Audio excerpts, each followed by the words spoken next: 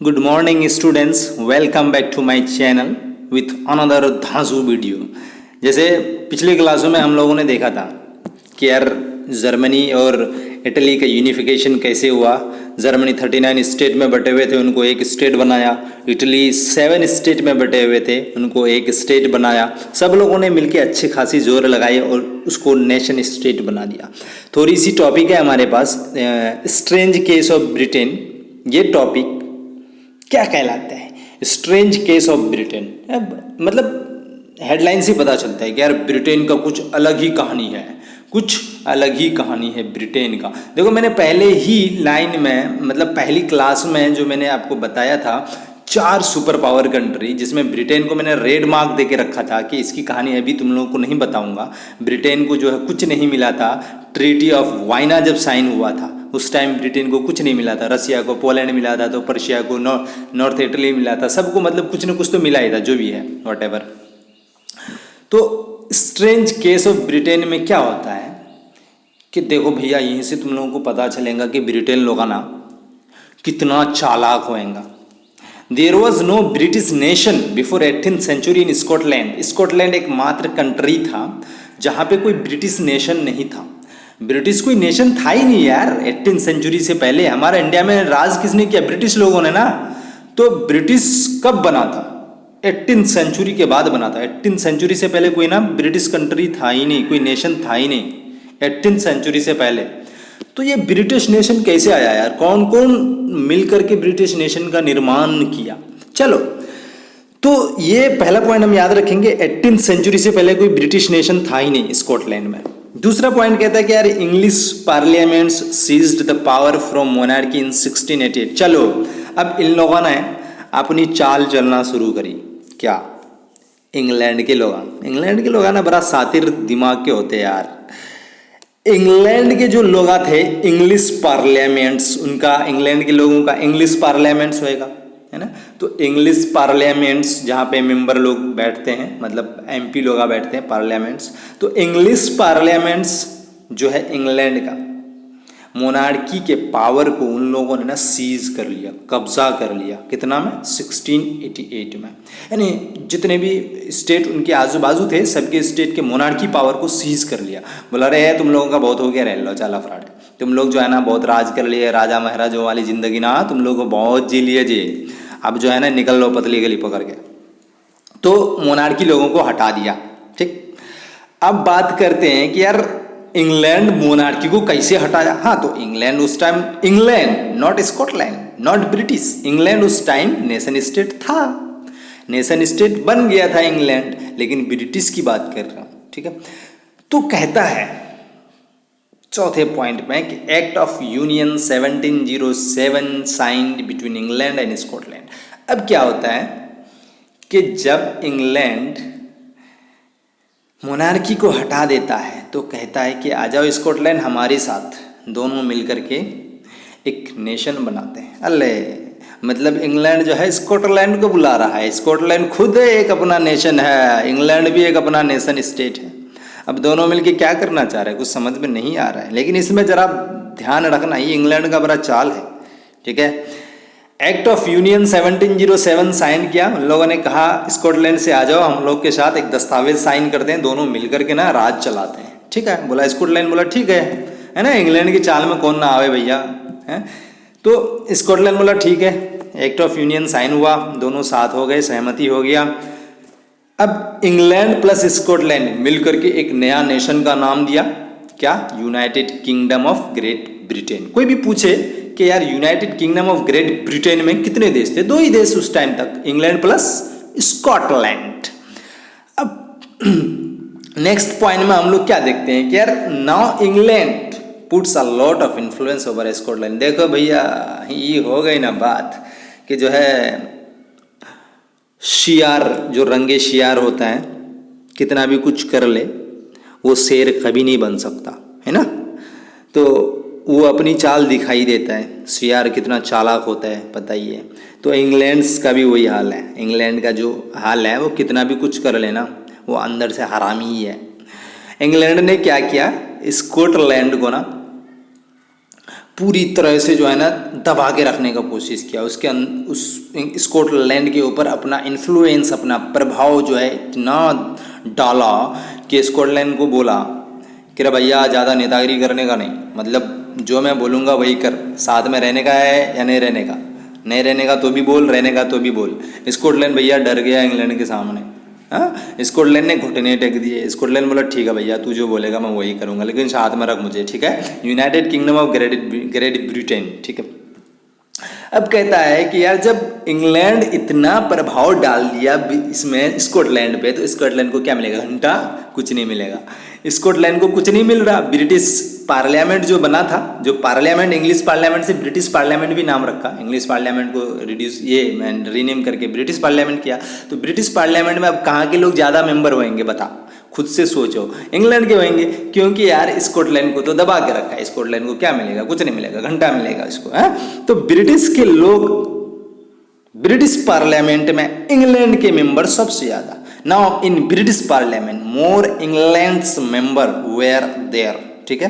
तो ये सारी पॉइंट्स आप ध्यान से याद रखना। सेम केस हो गया आयरलैंड के साथ। आयरलैंड चच्चा लोग जो है आराम से जो है अपने घर में सो रहे थे, बड़ी आराम की ज़िंदगी जी रहे थे वो लोग, हैं, आयरलैंड के लोग। इन लोगों के साथ भी वही हुआ। अंग्रेज लोगों, चच्चा लोगों को पता चला कि आयरलैंड किसी कोने में बैठ के जो है चुपके से अपनी ज़िंदगी जी रहा है। अरे काहे सुकून से जीने देंगे रे इसको, रे चलो रे इसको भी कुछ करते हैं। तो आयरलैंड के साथ भी जो है ऐसा ही किया।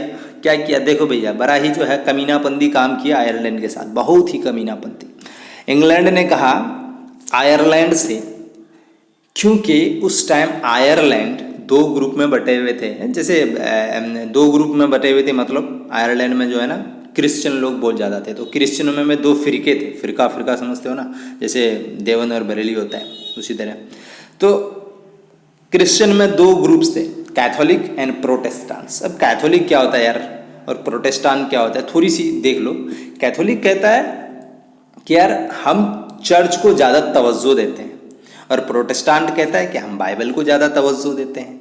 लेकिन दोनों मानता है क्रिश्चियंस को। कैथोलिक कहता है कि यार हम जीसस को पहले नहीं मानते, हम पहले मानते हमारी बाप दादाओं की रीति रिवाज को, कि मेरा बाप दादा ये नाच गाना करते हुए आया है तो हम ये नाच गाना करते रहेंगे, हम अपना पुराना कस्टम रीति रिवाज के हिसाब से चलेंगे। प्रोटेस्टेंट कहता है नहीं, जो बाइबल कहा है उसी के हिसाब से चलो। तो इन लोगों के बीच में झगड़ा हो गया, दोनों फिरकाबाजी करके अलग हो गया। कैथोलिक अलग, प्रोटेस्टेंट अलग, लेकिन दोनों क्रिश्चियन को मारने वाले। वो बाइबल को वो भी मानता कैथोलिक, लेकिन वो बाइबल को दूसरे अंदाज से मानता। प्रोटेस्टेंट डायरेक्टली मानता है कि यार पहले बाइबल बाद में चर्च। कैथोलिक कहता है पहले चर्च, बाप दादाओं का रीति रिवाज, उसके बाद बाइबल, उसके बाद जीसस। ऐसा नहीं मांगता है ना। तो इन दोनों के बीच में ये कुछ फर्क है, प्रोटेस्टेंट और कैथोलिक के बीच में, ठीक है। तो ये सब ध्यान से सुन लेना, और हो सके तो अपने हिसाब से नोट कर लेना कि कैथोलिक और प्रोटेस्टेंट में क्या डिफरेंस है ना। तो जैसे बरेली और देवबंद, अहले हदीस और क्या क्या है, बहुत सारी चीज़ें हैं। तो सब तो मुसलमान ही है, लेकिन अलग अलग जो है मानने का तरीका सबका अलग अलग ही होता है, ठीक है। तो खैर बहरहाल इस पर हमको डिस्कस नहीं करना है। करना यह है कि इंग्लैंड ने यहाँ पे आयरलैंड पे कैसे चाल चली। इंग्लैंड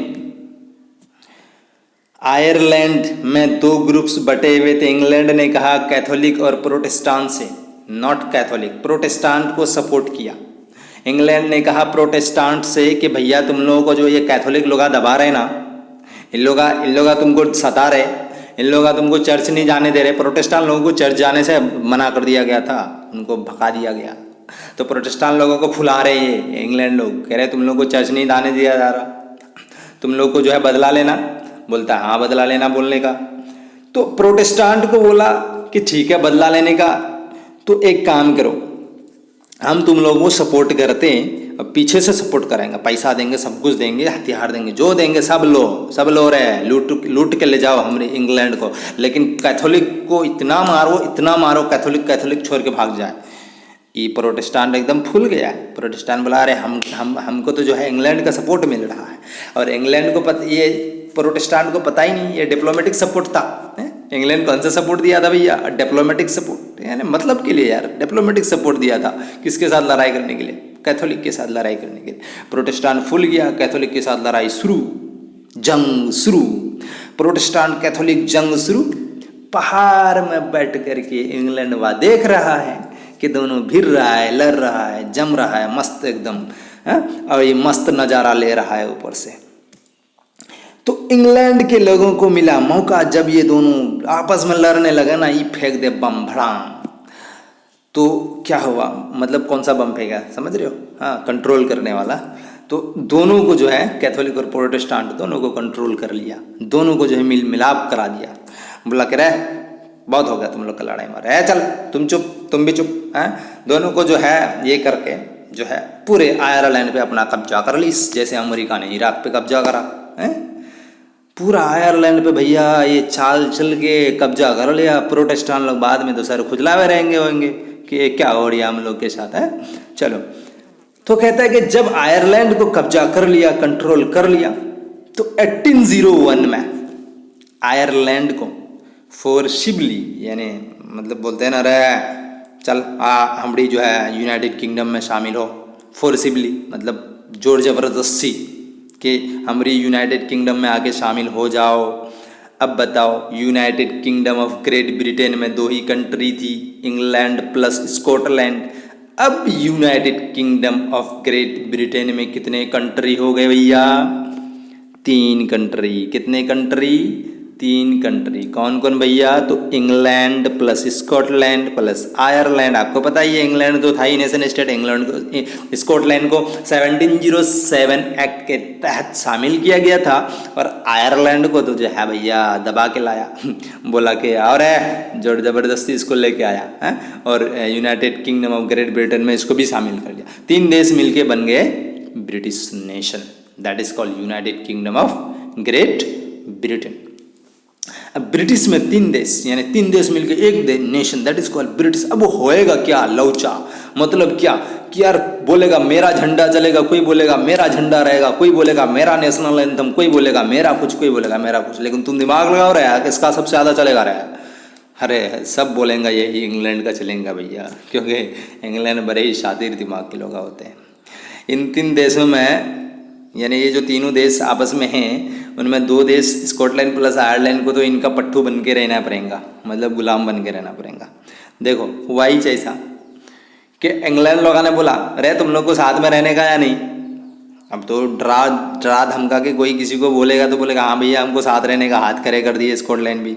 आयरलैंड बोला अब तुम तो हमको जोर जबरदस्ती लाए ही हो, फिर हमको भगा के किधर भेज रहे हो, तो हमको भी रहना तुम्हारी साथ। तो इंग्लैंड बोला ठीक है, तो झंडा हमारा ही रहेगा, मतलब ब्रिटिश का जो झंडा है वही रहेगा, जैक यूनियन जैक उस झंडे का नाम है। कहता है कि जो लैंग्वेज है, हाँ ना पॉलिश लैंग्वेज चलेगा, आयरलैंड में पॉलिश लैंग्वेज चल जाता है, और ना कोई दूसरा लैंग्वेज चलेगा ही नहीं, स्कॉटिश लैंग्वेज कोई लैंग्वेज नहीं चलेगा, मतलब इंग्लैंड का इंग्लिश चलेगा। तुम लोग इंग्लिश सीख लो रहा है, जोर जबरदस्ती मतलब सबको इंग्लिश सिखवा रहे हैं। हाँ इंग्लिश ही बोलना पड़ेगा, इंग्लिश लैंग्वेज ही चलेगा। अब नेशनल एंथम किसका होगा? इंग्लैंड का, God save our noble king है। बाद में उसका नाम रखा गया, मतलब गॉड सेव द क्वीन है ना, God save our noble king. English में ये सॉन्ग है, एंथम है नेशनल, सुन सकते हो कभी भी आप यूट्यूब में जा करके। तो God save our noble king अब नहीं आएगा आपके सामने यूट्यूब में सर्च करोगे तो गॉड सेव द क्वीन आएगा, ठीक है। तो लैंग्वेज भी इंग्लैंड का, नेशनल एंथम भी इंग्लैंड का, झंडा भी इंग्लैंड का, और क्या घंटा मिला स्कॉटलैंड और आयरलैंड को। स्कॉटलैंड आयरलैंड ज़्यादा नेतागिरी करने का नहीं रहे, तुम लोग को जिस तरह बोलने का ना उसी तरह साथ में रहने का। हाँ तो ये कहानी थी इंग्लैंड की, और इंग्लैंड ने कैसे ब्रिटिश नेशन का फॉर्मेशन किया, किस तरह से ब्रिटिश नेशन को बनाया और कैसा अपना दबदबा बना के रखा इंग्लैंड लोगों ने। हमारी आज तक की कहानी यहीं तक। तबीयत थोड़ी नासाज थी इसलिए मैंने सोचा आज थोड़ा सा शॉर्ट वीडियो बना दूं, और 2 ही टॉपिक हिस्ट्री में बचे हुए इंशाल्लाह। फिर नेक्स्ट क्लासेस से मैं केमिस्ट्री की क्लासेस स्टार्ट करने वाला हूं। इस वीडियो को लाइक शेयर एंड सब्सक्राइब ज़रूर करें। Stay home, stay safe, good bye.